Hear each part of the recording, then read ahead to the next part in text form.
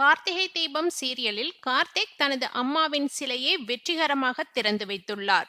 கார்த்திக் தனது அம்மாவின் ஆசைக்காக ஆதரவற்றோர் இல்லம் கட்டி முழு நேரமும் அன்னதானம் வழங்க திட்டமிட்டுள்ளார். இதற்காக அம்மா கொடுத்த இடத்தில் அவரது நினைவாக சிலை ஒன்றையும் கட்ட முடிவு செய்தார். அதற்காக வேலையில் கார்த்தியும் ஈடுபட்டார். சிலையையும் வெற்றிகரமாக ஏற்பாடுகள் செய்தார். ஆனால் இந்த சிலை திறப்பு விழா நடக்கக்கூடாது என்பதற்காக சந்திரகலா மற்றும் சிவனாண்டி மற்றும் முத்துவேல் ஆகியோர் புதிய பிளான் போட்டனர். அதில் ஒன்றுதான் சேட்டிடம் ரூ. 50 கோடி கொடுத்து சிலை உள்ள இடத்தை விலைக்கு வாங்க முடிவு செய்தனர்.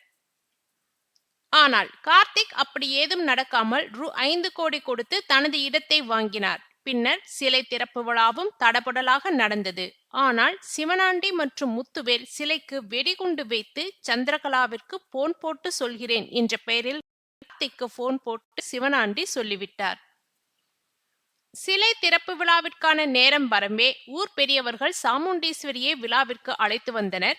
பின்னர் மத்திய அமைச்சரும் விழாவிற்கு சிறப்பு விருந்தினராக மத்திய அமைச்சர் மற்றும் சாமுண்டீஸ்வரி இருவரும் இணைந்து சிலையை திறந்து வைத்தனர். இதனைத் தொடர்ந்து மத்திய அமைச்சரை தனது வீட்டிற்கு அழைக்க அவரும் மறுநாள் வருவதாக கூறினார்.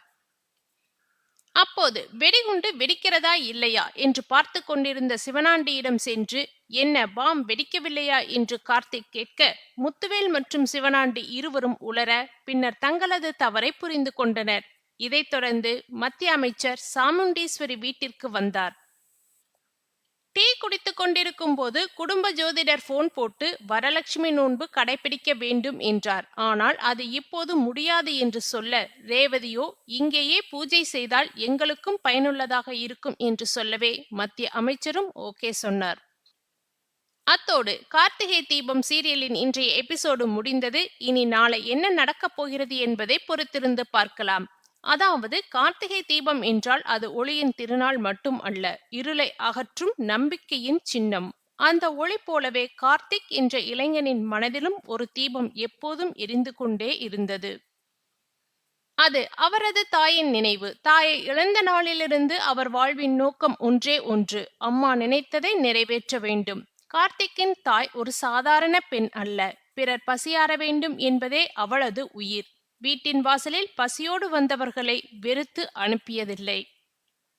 அன்னதானம் பெரும் புண்ணியம் என்று சொல்லி வளர்த்த அந்த ஒரு தாயின் ஆசை இது ஆதரவற்றோர் இல்லம் அமைத்து அங்கே தினமும் அன்னதானம் வழங்க வேண்டும் என்பதுதான். அந்த ஆசையை நிறைவேற்றுவதுதான் கார்த்திக்கின் உயிர்க்கடமை.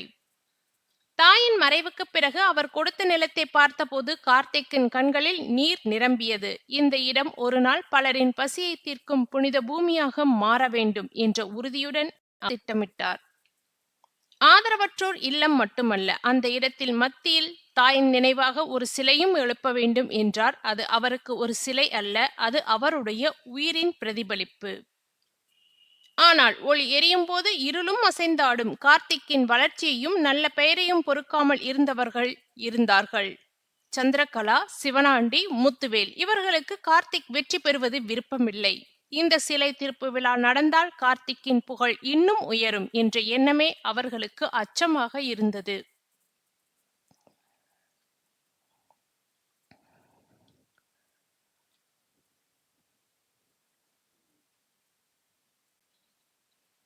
அதனால் அவர்கள் புதிய திட்டம் தீட்டினர். சிலைக்கான இடத்தை வாங்கிவிடலாம் என்ற யோசனை. சேட்டிடம் ரூ. 50 கோடி கொடுத்து அந்த இடத்தை கைப்பற்ற திட்டமிட்டனர். பணம் இருந்தால் எல்லாம் முடியும் என்று நினைத்தார்கள். ஆனால் உண்மையின் விலை பணத்தில் அளக்க முடியாது. கார்த்திக் அதைவிட முன்பே செயல்பட்டிருந்தார்.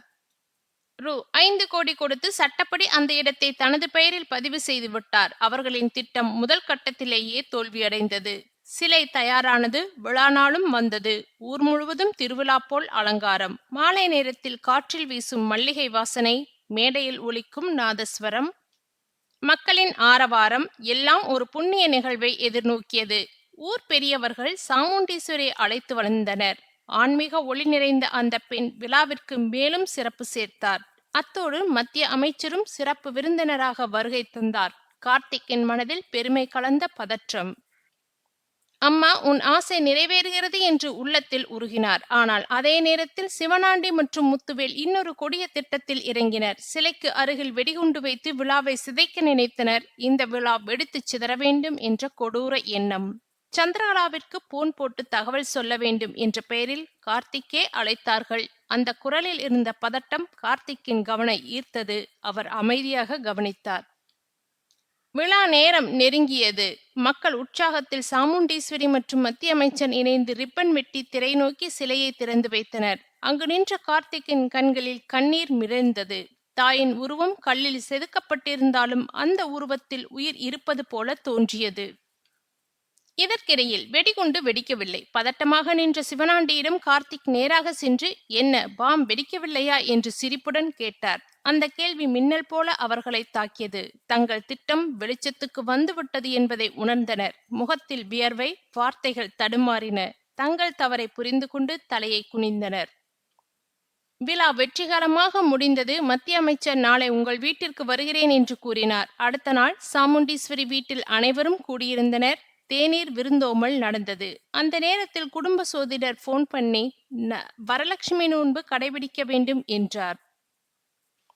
முதலில் அது சாத்தியமில்லை என்று கூறப்பட்டது. ஆனால் ரேவதி இங்கேயே பூஜை செய்தால் எங்களுக்கும் பயன் கிடைக்கும் என்றார். மத்திய அமைச்சர் சம்மதித்தார். அந்த வீட்டில் ஆன்மீக சூழல் நிலவியது. தாயின் நினைவுச் சிலை திரும்ப விழா மட்டுமல்ல, குடும்ப உறவுகளும் பக்தியும் நம்பிக்கையும் ஒன்றாக இணைந்த தருணம் அது.